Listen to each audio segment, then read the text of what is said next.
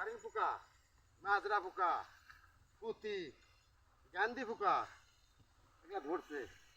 ধান ইনশাল্লাহ ভালো হয়েছে, আলহামদুলিল্লাহ। ধানের আমার গলা গলা ধান। এখন আবহাওয়া ভালো থাকলে ইনশাল্লাহ এই ফসলটা ঘরে তুলতে পারবো।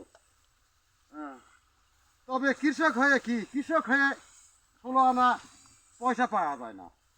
এই যে আলু টালু আবাদ করে, হ্যাঁ, কৃষক এবারে আলু থুছে কলেস্টোরে, কিন্তু আলুর পয়সা পায় নাই। এই ধান আসলে সুন্দর ইনশাল্লাহ ধান হয়েছে। এই ধান হয়তো এখন যত সব কৃষক আর সাধারণ জনগণ খালি খালি মার খাওয়া হয়, লস খাওয়া হয়।